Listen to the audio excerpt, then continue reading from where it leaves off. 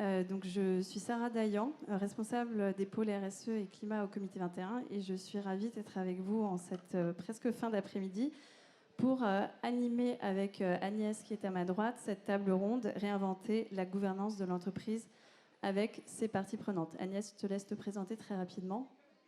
Oui, en 2 mots, donc Agnès Rambaud, je dirige Des Enjeux et des Hommes, qui est un cabinet de conseil en RSE, qui travaille à la fois sur l'accompagnement stratégique, les raisons d'être, etc., et surtout sur le change management, la formation et l'accompagnement des équipes.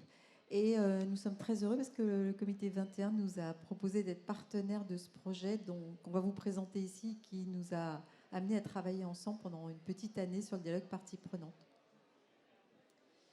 Alors, en effet, donc le Comité 21, pour ceux qui ne connaissent pas, on est un réseau multi-acteurs. Donc, les parties prenantes et le dialogue multiparties prenantes, c'est vraiment au cœur de notre ADN.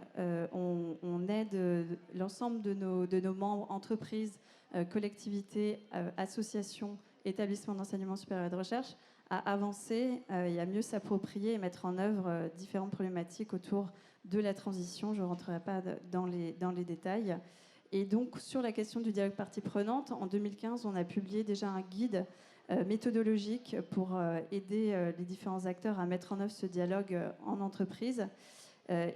Et avec Agnès de Des Enjeux et des Hommes, nous avions fait le constat que c'était un sujet qui était de plus en plus important et qui pourtant n'était pas traité à son juste niveau par les organisations.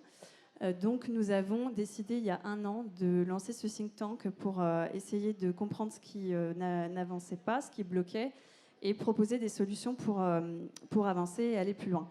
Donc vous allez retrouver quelques-unes de les 2 premières publications là sur l'Estrade, on en a ramené quelques-unes, sinon tout est disponible en ligne sur notre site internet Comité 21 et des Enjeux et des Hommes. Et je vous invite le 28 septembre à 14h à vous inscrire au webinaire au cours duquel on va présenter le dernier livrable donc, de ce cycle de travaux qui comportera 18 propositions pour ouvrir la gouvernance des entreprises aux parties prenantes. Donc des propositions concrètes pour, et ça va être le sujet aujourd'hui, faire en sorte que les parties prenantes fassent vraiment partie de la gouvernance des entreprises et aient une place afin de pouvoir influencer la prise de décision notamment. Donc on va très rapidement avec Agnès vous pointer les points clés de ces travaux dont vous pourrez retrouver plus de détails. On a imaginé une grille d'analyse de la maturité des entreprises selon 4 niveaux, allant du niveau 1 qui est la pratique, disons, courante et même malgré elle, j'ai envie de dire, du dialogue parties prenantes, jusqu'à justement cette implication des parties prenantes dans la gouvernance des entreprises, avec 2 étapes intermédiaires, la formalisation, avec par exemple la cartographie des parties prenantes, l'identification de modalités de dialogue vraiment sur mesure et adaptées à chacune des parties prenantes, et puis la professionnalisation du dialogue parties prenantes avec la définition de règles, des actions conduites en interne, notamment pour sensibiliser les collaborateurs, avec par exemple des guides pour mieux dialoguer avec les parties prenantes. Voilà quelques exemples. Je vous laisserai regarder plus en détail cette grille si ça vous intéresse. Et on a identifié 4 tendances. Je vais laisser Agnès poursuivre là-dessus. Oui, alors très schématiquement, je vais commencer par ce qui est en haut à gauche. C'est-à-dire qu'on peut dire qu'il y a une véritable montée en puissance des observateurs des entreprises, de la société civile, des écosystèmes, des fournisseurs, des futurs collaborateurs, donc par rapport aux entreprises, pour voir comment elles se comportent, si elles continuent à fonctionner en système fermé ou si elles s'ouvrent à leurs parties prenantes. Quasiment 75% des personnes qu'on a interrogées, à la fois dans le benchmark international et français, se sont fait l'écho de ceci. Et les attentes donc de l'écosystème portent, comme vous le voyez là, sur un certain nombre de sujets, et notamment sur la transparence des entreprises sur leurs pratiques. Dans le même temps, on reconnaît aussi aux parties prenantes une expertise qui est croissante, parce que notamment, par exemple, les ONG se sont organisées, professionnalisées. Il y a aussi de nouveaux acteurs ou de nouveaux vecteurs qui rentrent en jeu et qui sont ceux apportés par les réseaux sociaux, qui d'une part peuvent permettre un dialogue plus direct entre les entreprises et leur écosystème, mais peuvent aussi leur échapper d'une certaine manière et entraîner un certain nombre de risques d'image et de réputation, et qui d'ailleurs s'accompagnent aussi d'une certaine forme de méfiance par rapport aux fake news, par exemple. Et puis, pour terminer, ce qu'on peut dire aussi, c'est que face à tout cela, face à l'évolution de cet environnement, les pratiques qu'on rencontre dans les entreprises sont vraiment très disparates. On voit que les secteurs les plus exposés, les plus impactants, émetteurs de CO2 par exemple, ou les plus controversés, commencent à s'organiser, et que globalement, on n'y est pas, voilà, en termes de dialogue. Alors, notamment à l'international, un peu plus peut-être en UK, mais en tout cas en France, on n'y est pas vraiment. Et que ces pratiques sont en train, petit à petit, de se professionnaliser, qu'elles sont plus difficiles à mettre en place dans les PME, mais qu'en même temps, il y a un dialogue de proximité qui souvent est plus facile. Vous verrez vraiment dans les études beaucoup de détails sur ce que je suis en train de commenter dans les très très grandes lignes. Voilà. Il y a peut-être un petit focus à faire sur évidemment la période de crise dans laquelle on est, enfin qu'on vient de traverser, dans laquelle on est. Ce qu'on peut dire, c'est que la crise sanitaire, économique, sociale a vraiment mis en exergue cette question du dialogue, en montrant notamment que les entreprises qui s'étaient déjà dotées d'une pratique de dialogue un peu plus musclée ont globalement trouvé des ressorts pendant la crise. On pense en particulier à l'industrie cosmétique qui a pu s'organiser aussi avec son réseau de sous-traitants, fournisseurs, parfois pour revisiter ses lignes de production et produire notamment des gels alcooliques. Vous connaissez ces exemples. Donc en tout cas, les crises sanitaires sont des révélateurs aussi de la nature du dialogue qu'on a mis en place. Et ce que nous ont dit les personnes qu'on a pu interroger, c'est que en particulier, les ONG auraient pu être un interlocuteur précieux dans un grand nombre de secteurs parce qu'elles auraient pu permettre de mieux anticiper certaines tensions associées à la crise. Voilà.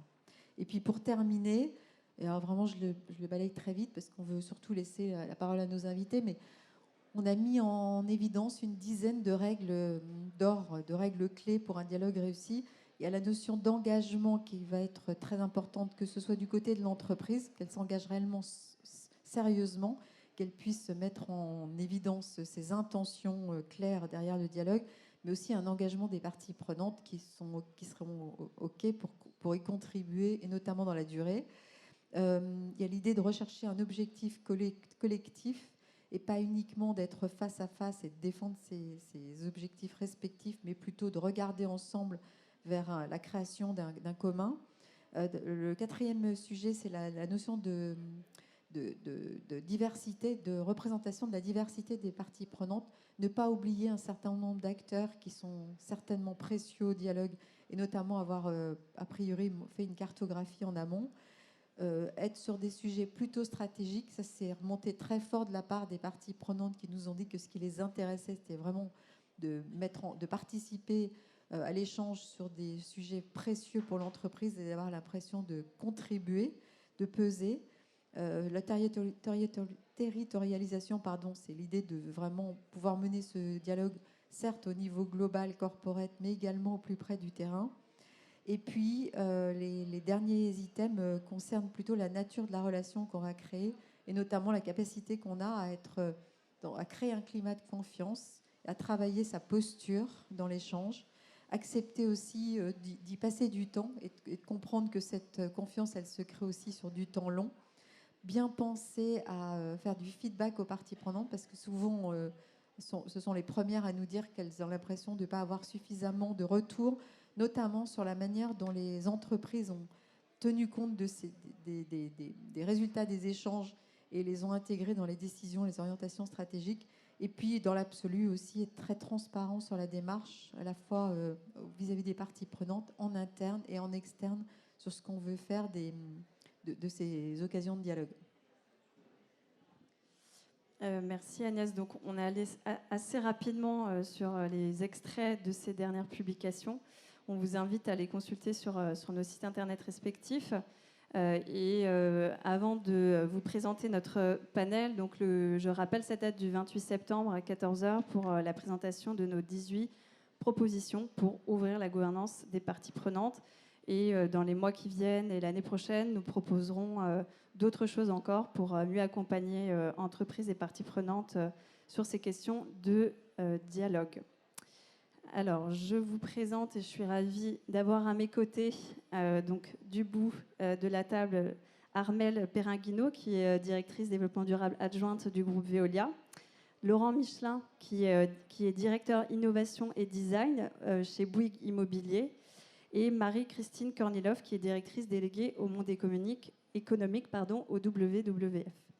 Donc merci à tous les trois d'être avec nous aujourd'hui. On va donc échanger sur ces questions d'intégration des parties prenantes à la gouvernance de vos organisations, ou du point de vue d'une partie prenante, ce sera la casquette que prendra le WWF dans cette table ronde. Je me tourne d'abord du côté de nos deux entreprises, avec toi, Armelle. Donc, en quoi, pour Veolia, la relation partie prenante, c'est vraiment un levier indispensable de la transformation? Et pourquoi est-ce que c'est le titre de cette table ronde, on a besoin aujourd'hui de réinventer cette gouvernance avec les parties prenantes? Merci Sarah.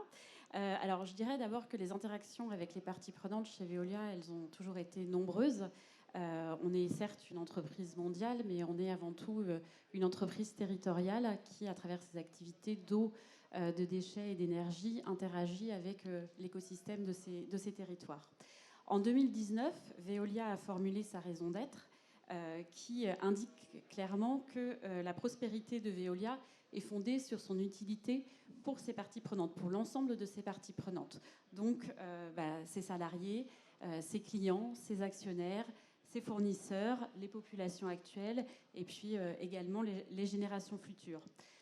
Chez Veolia, nous avons élaboré notre plan stratégique qui s'appelle Impact 2023. Et au cœur de ce plan stratégique, on décline la notion de performance. Et chez nous, la performance, on la voit plurielle. C'est-à-dire qu'il ne s'agit pas aujourd'hui d'être uniquement à rechercher une performance économique et financière, mais aujourd'hui de trouver un équilibre dans la recherche d'une performance au niveau environnemental, au niveau social, au niveau sociétal et pour nos clients. C'est l'ensemble de cette performance qui fait la performance de l'entreprise. Et donc, ce qui accélère aujourd'hui les choses, c'est cette urgence de transformation écologique qu'on entend chez toutes les parties prenantes, vous l'avez rappelé. C'est aujourd'hui un élément clé dans notre projet stratégique. Pour pouvoir accélérer cette transformation, on a vraiment besoin d'embarquer tout cet écosystème de parties prenantes. L'ensemble de ces parties prenantes doivent contribuer à ce projet de transformation écologique. Nous, on a tendance à penser que la moitié des solutions et des réponses à la transformation écologique n'existent pas encore. Donc on a besoin des parties prenantes pour nous aider à les imaginer. Mais on a également besoin de toutes ces forces pour également déployer le plus rapidement possible ces solutions pour répondre aux enjeux de la transformation écologique. Et donc pour cela, je pense qu'il y a une nécessité de revoir la manière dont on intègre les parties prenantes. Et ce n'est pas un exercice simple, hein, vous l'avez rappelé, les parties prenantes, ce n'est pas un bloc uniforme avec lequel on peut discuter de la même manière. Il faut intégrer le fait qu'elles ne parlent pas d'une seule voix, qu'elles sont multiples, qu'elles peuvent évoluer aussi dans leurs préoccupations. Et puis, quand on discute avec plusieurs parties prenantes, elles peuvent avoir aussi des intérêts divergents. Donc comment on arrive à mettre tout cela en œuvre pour un dialogue et une construction efficace de la relation parties prenantes? Nous, on pense qu'il y a un travail à faire au niveau de la culture pour avoir une culture des parties prenantes au sein de l'entreprise. Donc ça veut dire faire de la pédagogie, ça veut dire diffuser aussi des outils méthodologiques pour apprendre à identifier ces parties prenantes, pour apprendre aussi à identifier les moments où il faut ces temps de concertation et de co-construction, et puis les instances de dialogue à privilégier et à mettre en place pour cette relation partie prenante. Et ce à quoi on travaille chez Veolia aujourd'hui, c'est de formaliser, et je retrouve dans les recommandations, de formaliser cette démarche, d'avoir une démarche structurée avec nos parties prenantes. On l'a appelée Resourcing Together, autour de 3 axes. Un premier axe qui est de favoriser l'écoute et l'échange, donc comprendre qui sont ces parties prenantes, quelles sont leurs attentes, quels sont leurs besoins, et de poser cette écoute sur du long terme. construire également avec nos parties prenantes, avoir effectivement plus de place dans nos processus pour ces moments de co-construction et de les associer pour élaborer des solutions à impact. Et puis, troisième volet, et vous l'avez dit, aujourd'hui indispensable, c'est la transparence, donc le rendre compte, dire aussi quel est l'impact de nos projets par rapport à des engagements qu'on a pris. Je crois que c'est quelque chose aujourd'hui de nouveau, mais de vraiment indispensable dans la relation aux parties prenantes. Merci Armelle. On verra dans quelques instants des actions concrètes qui ont permis de déployer, mettre en œuvre en tout cas ces idées-là.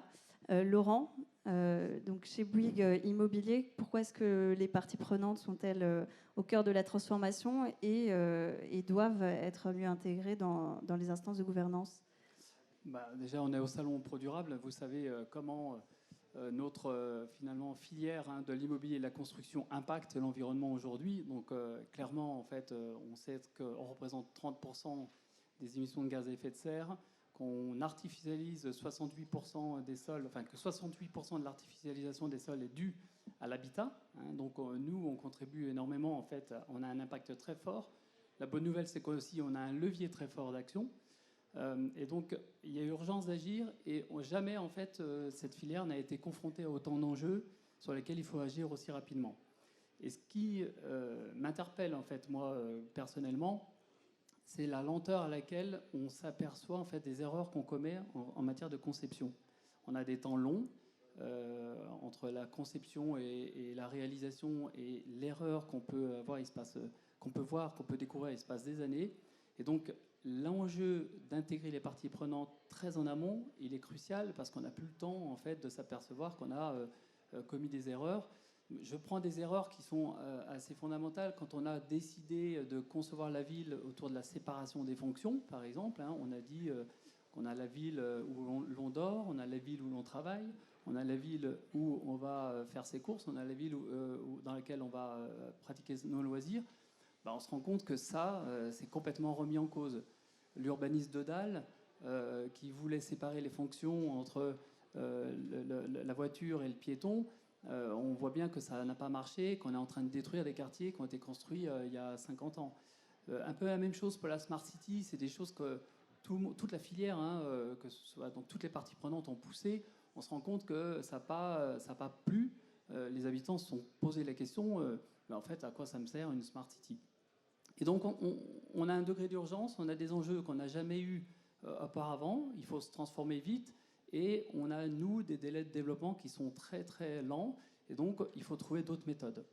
Et la concertation, l'implication des parties prenantes, de nouvelles parties prenantes très en amont, ainsi que d'autres méthodes que j'évoquerai plus tard, ça nous paraît indispensable, et il faut donc changer. On veut être l'acteur du changement, on veut en fait pouvoir imaginer et réaliser la ville un peu autrement. Merci Laurent. Et donc je me tourne vers vous, Marie-Christine. Donc par rapport à ce qu'on vient d'entendre et puisque vous vivez au quotidien dans vos interactions avec les entreprises, est-ce que vous pensez que les entreprises sont vraiment prêtes à ce changement de vision de la place des gouvernances, de la place des parties prenantes dans la gouvernance? Est-ce qu'elles sont prêtes à relever ce défi? Alors moi, évidemment, je vais m'exprimer en tant que partie prenante ONG, puisque c'est ce que je suis. Au sein de WWF, j'essaye de travailler avec les entreprises. Alors, ce qui me frappe, évidemment, c'est la différence de maturité des entreprises. Il serait faux, toutes les entreprises parlent de parties prenantes, toutes les entreprises veulent consulter des parties prenantes. Beaucoup d'entreprises se livre à un exercice très théorique, auquel d'ailleurs WWF refuse très souvent de répondre, parce que notre priorité, c'est l'impact, c'est l'action, c'est la réalisation. Et donc, nous n'avons pas la capacité d'aller répondre, participer à des échanges très théoriques qui finalement amènent à des rapports qui sont immédiatement enterrés dans un tiroir ou au fin fond d'un ordinateur, puisque ça n'existe plus dans un tiroir. Donc, faisons très attention quand on parle de relations avec les parties prenantes. Là, clairement, des entreprises sont engagées et s'engagent réellement, mais il y a de tout. Voilà. Donc ça, c'est d'abord un peu une alerte. Je dirais que les entreprises, certaines sont prêtes. La très grande majorité ne souhaite pas s'engager avec des parties prenantes telles que des ONG. Bien sûr, les collaborateurs, il y a beaucoup d'autres parties prenantes, hein, mais en tous les cas, des parties prenantes externes. Alors, ce qui est intéressant, c'est quand l'entreprise s'engage vraiment pour partager une vision stratégique. Là, je pense qu'une ONG a toute sa place, typiquement sur des choix stratégiques, comme peuvent le faire Bell, Michelin, etc., des entreprises qui travaillent avec des ONG, ou bien sûr sur des sujets très innovants. Il y a des entreprises qui sont assez prêtes à s'engager sur des sujets innovants, comme le capital naturel, la biodiversité, où là, l'expertise d'une ONG est recherchée. Mais je voudrais dire aussi un point, en tant qu'ONG, la relation partie prenante, elle est aussi de l'autre côté. Parce que, évidemment, une ONG n'a pas non plus toute la connaissance, etc. Et c'est très important, donc c'est vraiment la notion de ensemble qui est importante. Parce que les enjeux sont énormes, il faut qu'on se confronte les uns aux autres. Une ONG, alors ça peut être très intéressant, hein, des ONG qui sont dans l'alerte, hein, et essentiellement dans l'alerte. Mais WWF, on essaye de trouver des solutions ensemble avec le monde économique. Donc on a besoin aussi de se nourrir d'un retour de la part des entreprises. Donc la notion de partie prenante, hein, même si c'est un peu paradoxal, elle joue dans les deux sens. Nous aussi, nous avons nos parties prenantes. Merci. Je rebondis rapidement là-dessus. C'est vrai que dans l'étude, différentes études, il y en a eu plusieurs qu'on a pu mener. On a noté que du côté des entreprises, il y avait une très forte volonté d'impliquer les parties prenantes, mais de gros points d'interrogation sur la méthodologie adoptée, les bonnes pratiques, etc. En gros, pour résumer, elles ont envie, mais elles ne savent pas comment faire. Et du côté des parties prenantes, aussi une très forte envie de participer, de contribuer, mais cette fois-ci, comme vous l'avez dit, de manière beaucoup plus engagée, en fait, être intégré dans les projets stratégiques de l'entreprise et ne plus seulement être consulté. Pour compléter ce que vous venez de dire, est-ce que, on revient dans le contexte actuel, est-ce que la crise sanitaire, enfin, en tout cas les 1 an et demi, 2 ans qui sont derrière nous, ont changé quelque chose par rapport à cette posture des entreprises vis-à-vis de leurs parties prenantes de votre point de vue? Alors, en tous les cas, le sentiment qu'on a vraiment, c'est que les entreprises avec lesquelles nous étions engagés à leur côté, en tant que partie prenante, ont bénéficié effectivement parce qu'il faut un climat de confiance. Et le climat de confiance dans une situation de crise, c'est très important. Donc, avoir réalisé cette confiance, l'avoir construite, permet de réagir et d'avancer. Donc je pense que les entreprises, effectivement, c'était ce que vous aviez mentionné, ouvertes aux parties prenantes, ont pu sans doute gagner en agilité dans cette période difficile. Et en tous les cas, nous, on l'a vécu. Et on a vraiment vu d'ailleurs des entreprises très challengées. Je citerai par exemple Sodexo sur l'alimentation, voilà, qui sont vraiment restées très à l'écoute des parties prenantes pendant cette période.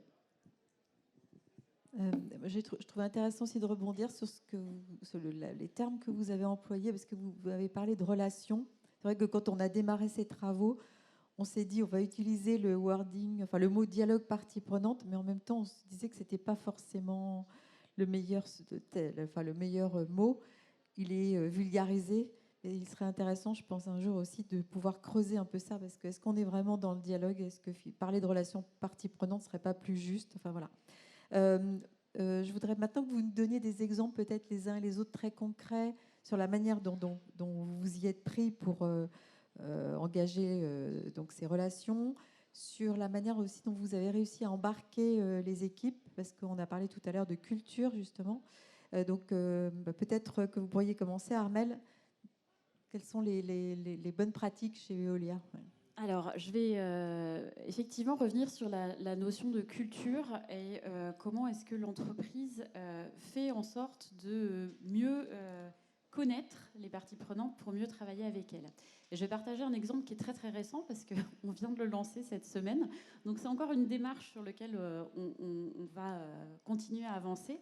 On vient de lancer cette semaine avec le soutien du comité 21 un dispositif qui s'appelle Plus 1.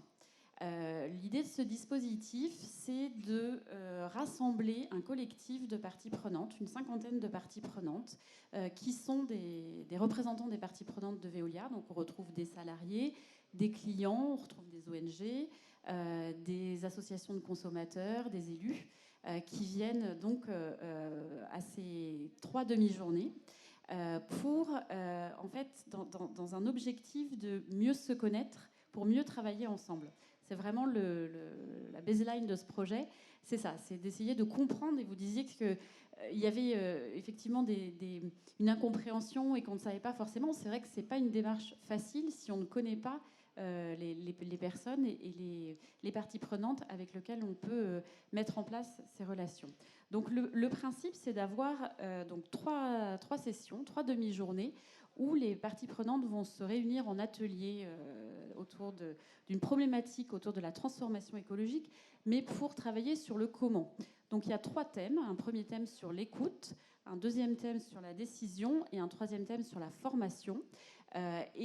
Sur la base de ces cas pratiques, les parties prenantes vont formuler des recommandations qui vont ensuite être prises et être publiées, être rendues, alors à la fois être transmises aussi chez nous à nos COMEX, à notre COMEX, mais aussi être partagées en externe, parce qu'on se dit que cette méthodologie, elle peut être intéressante, elle peut être prise aussi par d'autres acteurs qui peuvent être intéressés pour eux-mêmes travailler sur le comment avec leurs parties prenantes. Donc ça, c'est un dispositif tout neuf qu'on va tester là dans les prochaines semaines et qui vraiment a pour but de nous aider à trouver aussi derrière des moyens plus impactants pour accélérer aussi le déploiement de ces problématiques. Mais ce sont des travaux qui sont faits dans l'absolu, ils ne sont pas connectés à un projet spécifique? Ils ne sont pas connectés à un projet spécifique, ils ne sont pas connectés à un projet Veolia. Ils sont plutôt sur le comment, et donc avec des cas qui ne sont pas forcément les nôtres, mais qui permettent aussi de faire réfléchir ces parties prenantes sur des exemples concrets, et de trouver des solutions ensemble. D'accord. Et Sarah me souffle qu'il serait intéressant que vous disiez 2 mots du volet décision. Oui, alors le volet décision qui n'a pas encore eu lieu, donc je peux pas me prononcer sur les recommandations, mais en fait, le volet décision, il va porter déjà sur quels sont les sujets qui amènent à cette prise de décision. Il va aussi regarder les enjeux de comment est-ce qu'on concilie l'intérêt collectif et l'intérêt stratégique de l'entreprise. Et puis aussi sur une question importante qui est cette entreprise du futur qui ne doit plus décider toute seule, comment elle fait ? Voilà, donc je peux vous donner un peu les thèmes de réflexion, mais on peut se retrouver dans quelques semaines pour débriefer des recommandations de cette session. Je suis sûre qu'on sera tous preneurs. Bon, merci beaucoup. Et Laurent, vous nous donneriez aussi des exemples concrets ou un exemple un peu emblématique? Alors j'en ai 3, si vous me permettez. Mais nous, 99% de notre impact, il se retrouve sur nos projets, en fait. Donc je vais plus parler de gouvernance sur des projets immobiliers que la gouvernance globale de l'entreprise. Donc 3 exemples en fait, qui indiquent qu'on a des parties prenantes un peu nouvelles à intégrer. La première partie prenante qu'on intègre, c'est le vivant, en fait. Le vivant sous toutes ses formes. On vient de révéler notre signature. La vie commence ici. En fait, nous, notre combat, c'est le vivant. Donc on vient de prendre des engagements très forts en matière de biodiversité. Et alors, sur un projet immobilier, vous savez qu'il y a des impacts sur la biodiversité. On va viser sur 100% de nos projets à mettre en place un écologue. C'est le cas déjà sur nombreux projets. Et on est même allé un peu plus loin avec justement une ONG, en fait, qui est la Ligue de protection des oiseaux, puisqu'on a fait un partenariat sur un projet à Toulon, un grand projet de logement, où on a impliqué la Ligue de protection des oiseaux très, très en amont sur le projet pour nous aider en fait, à améliorer en fait, la présence du martinet, qui était un oiseau local sur Toulon. Ce type de partenariat, on va vraiment le renforcer et on va sur tous nos projets, appliquer en fait une calculette biodiversité qui nous permettra justement de faire attention aux coefficients de biotope et puis à maximiser les surfaces favorables à la biodiversité et à mettre sur tous nos projets aussi un parc qui va aider à donner des expériences d'interaction avec la nature. Ça, c'est le premier exemple d'une partie prenante, le vivant, qu'on intègre dans le projet. Deuxième exemple, qui est le citoyen. C'est quand même une partie prenante qui est difficile en fait, à appréhender dans nos projets. On vient de mener avec Bluenov qui est spécialiste des grandes concertations citoyennes, un exercice qui nous permettait de dire mais qu'est-ce qu'attendent finalement les citoyens en matière de quartier. Donc elle s'appelait Mon quartier rêvé, vous pouvez la retrouver sur Internet. Et en fait, là, on se rend compte que ces citoyens, finalement, quand on les interroge, ils demandent des choses assez simples. Ils demandent d'habiter dans des villages, finalement. Hein. La ville, le quartier rêvé, pour eux, c'est un village.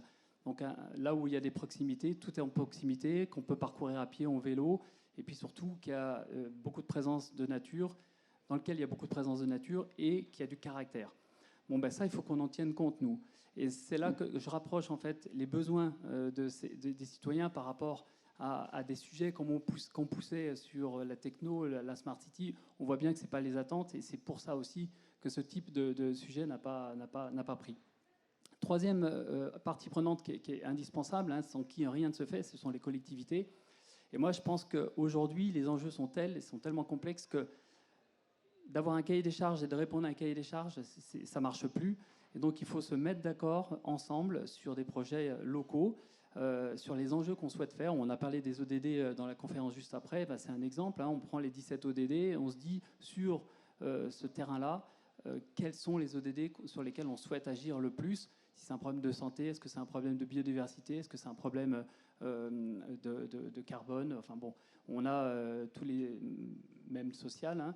Donc voilà, et donc on a un projet à Lyon sur lequel on a fait ça. On a monté un consortium public-privé avec des acteurs privés et publics, l'aménageur du quartier, la métropole de Lyon, et on s'est dit comment le projet immobilier, qui faisait 30 000 m², peut être favorable à la santé, comment il peut impliquer les habitants et comment il peut être très vertueux en termes d'énergie. Et ça a été très fructueux comme collaboration parce qu'on a cheminé ensemble et on est arrivé à des innovations assez importantes. Un espace de santé qui intègre un espace de prévention, c'est un des seuls en France. On a proposé de faire de l'autoconsommation collective à l'échelle de plusieurs îlots en matière d'énergie.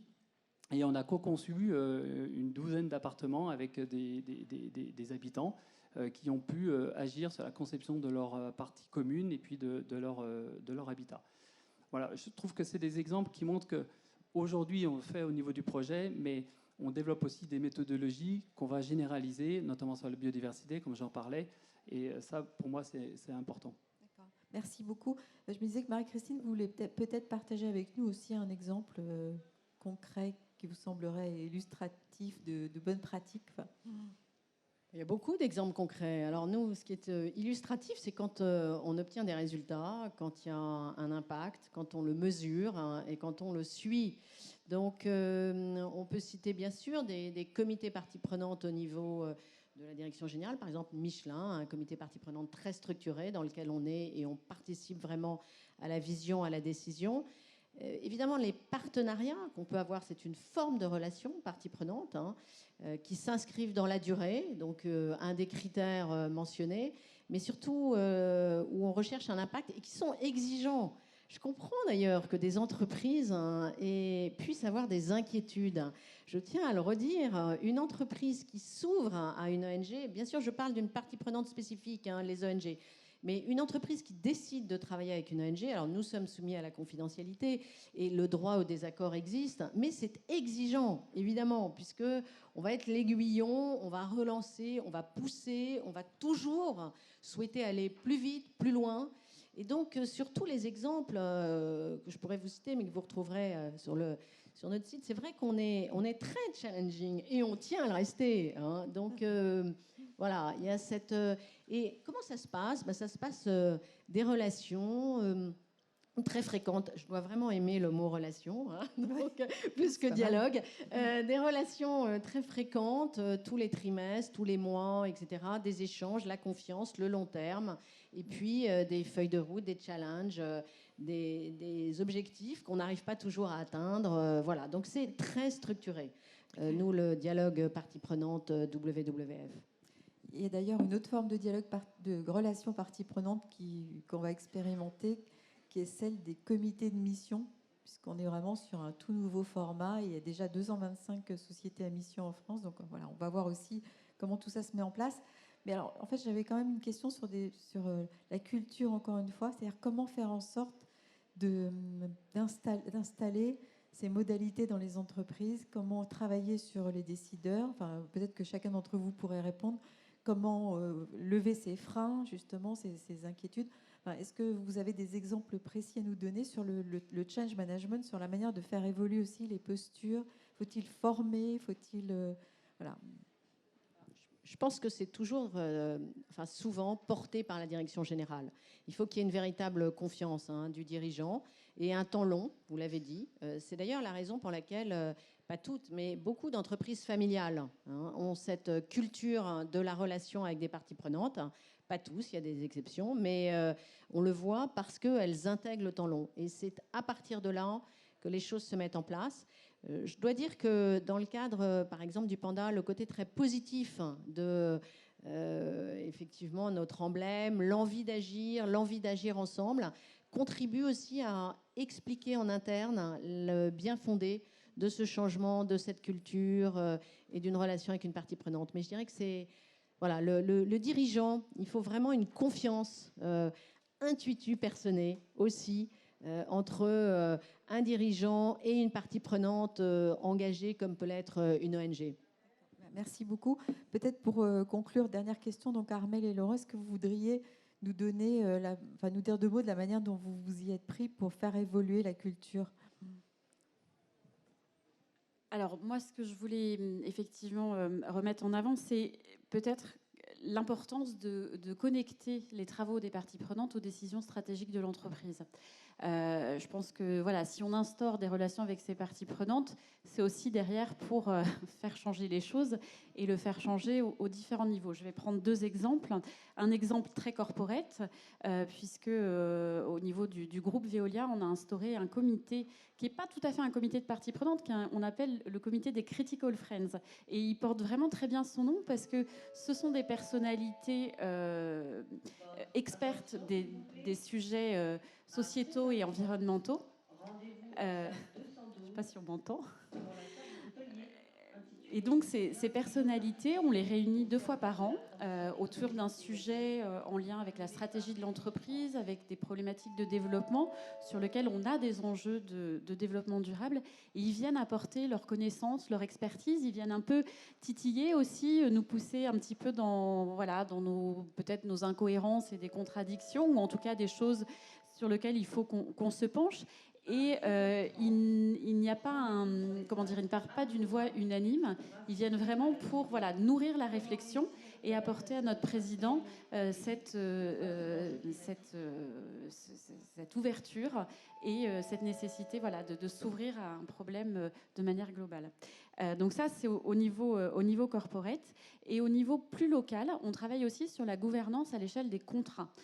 Sur les territoires sur lesquels on opère, de plus en plus, on met en place des sociétés dédiées à la gestion, par exemple, de l'eau sur un territoire. Et aujourd'hui, dans la gouvernance de ces contrats, on a de plus en plus de représentants de la société civile au conseil d'administration. C'est le cas, par exemple, à Nîmes, il y a 10 administrateurs, il y en a 4 aujourd'hui qui viennent de la société civile. Et au-delà de ça, ça peut être aussi dans les contrats, donc d'avoir des comités. On l'a, par exemple, à Bordeaux, dans la société d'assainissement du contrat de Bordeaux Métropole. Il y a différents comités qui ont été créés sur des problématiques spécifiques, et notamment un comité de recherche qui s'appelle le comité Garonne, et qui va réunir tout l'écosystème des gens qui travaillent sur les problématiques de recherche autour de la Garonne. Et donc ils font pareil, ils se réunissent plusieurs fois par an, ils abordent ensemble un sujet lié à l'avenir de ce fleuve, et ça vient nourrir aussi la réflexion des instances dirigeantes de la société. Et voilà, et ça, c'est des choses qu'on essaye de pousser de plus en plus dans les contrats locaux. Peut-être, Laurent, vous pourriez terminer en nous donnant un exemple aussi, puis surtout qu'on puisse ensuite prendre les questions de la salle. Oui, alors moi, l'exemple que je vais donner, c'est déjà de préciser les engagements au niveau direction générale. Donc, climat, biodiversité, ça vient d'être fait chez Bouygues Immobilier. Et à partir du moment où il y a un engagement fort et une précision en termes d'objectifs mesurables, ça va beaucoup mieux et ça se décline beaucoup mieux. Sur la partie projet, puisque je disais qu'en fait, nous, l'impact positif qu'on peut avoir, c'est essentiellement sur les projets. Moi, ce que je retiens, l'idée clé, c'est que les parties prenantes, elles doivent en fait construire l'ambition de manière partagée. En fait, si une des parties prenantes impose l'enjeu, l'ambition, on se rend compte qu'il n'y a pas d'adhésion. Et donc, il faut passer du temps sur le diagnostic, établir vraiment un diagnostic local, comme je le disais tout à l'heure, des enjeux qu'on a face à nous, et puis se mettre d'accord sur le combat là qu'on va tous ensemble mener. Et après, la dynamique, en fait, cette ambition partagée, elle permet d'éviter de tirer la couverture à soi. Et en fait, on a vraiment une envie en fait, de se dépasser et puis d'oublier ses enjeux personnels pour aller vers cette ambition qui est plus noble, qui a plus de sens. Voilà, je pense que... Et un petit mot sur le design, du coup. C'est pour ça que nous, on a complètement réorienté nos stratégies en fait, vers le design, parce que le design, c'est pas l'esthétique comme on pense, en fait. Hein. C'est mal connu en France. C'est une démarche. Le design, c'est une démarche constituée d'outils qui permettent de vraiment mettre l'empathie au cœur, c'est-à-dire qu'on rentre en empathie avec la cible, la partie prenante avec laquelle on souhaite travailler. On définit la problématique qu'on souhaite travailler, on trouve des solutions ensemble et surtout on prototype, on teste, on expérimente et on a des boucles itératives qui nous permettent de ne pas se tromper. Merci beaucoup. Merci à vous trois. Merci Agnès. Il nous reste quelques minutes pour prendre une ou deux questions. Je vais me déplacer parmi vous pour vous passer le micro. S'il y a des questions, bien sûr, il y en a une devant moi. Madame Marie-Christine, vous parlez de la sincérité dans la relation et de l'intérêt pour vous d'aller jusque la contribution à la stratégie de l'entreprise. Or, la stratégie, le sein des seins de la stratégie, c'est le conseil d'administration. Le WWF serait-il intéressé à prendre une partie du pouvoir, d'aller jusqu'à un poste d'administrateur indépendant dans les compagnies? Alors la question s'est posée. Je me la suis posée, elle m'a été posée à de multiples reprises. Et aujourd'hui, notre choix est de ne pas faire partie de conseil d'administration, en tous les cas d'entreprise, pour éviter vraiment tout conflit d'intérêts et voilà, de ne pas être au sein du conseil d'administration. Donc c'est notre réponse, mais la question pourrait bien sûr se poser. On peut en rediscuter. On n'a pas beaucoup parlé aussi des petites entreprises. Hein. On a beaucoup parlé des grandes entreprises. Moi, je crois aussi que le dialogue partie prenante, c'est possible pour les petites entreprises. Hein. Nous, on a un club de PME où on est très soucieux justement d'instaurer ce dialogue aussi pour les parties prenantes. Donc moi, j'encourage aussi les plus petites entreprises à se connecter et à intégrer des logiques de dialogue partie prenante. Pardon. Non, merci d'insister dessus. Dans le rapport qu'on va publier le 28 septembre, il y a plein d'exemples, dont des exemples de PME, parce qu'on a justement voulu montrer que c'était aussi un sujet de PME et que c'était possible de faire des choses très innovantes et ambitieuses au sein de PME. Est-ce qu'il y a d'autres questions? Oui. Merci. Du coup, c'est plus pour compléter la question qui vient juste d'être posée. Ce matin, on a eu une longue table ronde sur les sociétés à mission. Et est-ce que justement, c'est pas dans les comités de mission que des ONG comme WWF peuvent jouer toute leur part et donner un avis éclairé sur justement comment pousser le plus possible et impulser une démarche RSE au sein des sociétés à mission et puis peut-être plus tard par réplication dans le reste des entreprises.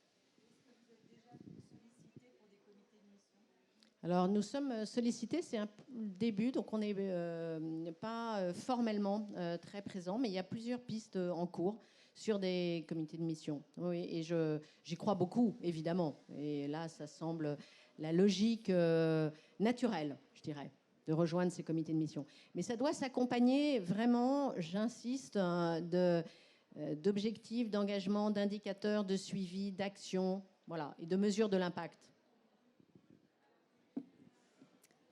On arrive quasiment au bout, là, je pense. Mais s'il y a une micro-question, on peut encore la prendre. Non ? Écoutez, merci à tous. Merci à nos intervenants. Merci Agnès. On vous donne rendez-vous donc, le 28 septembre à 14h en ligne pour donc, ce webinaire avec 18 propositions pour ouvrir la gouvernance des entreprises aux parties prenantes et dans les prochains mois pour la suite de nos travaux. Voilà. Merci beaucoup.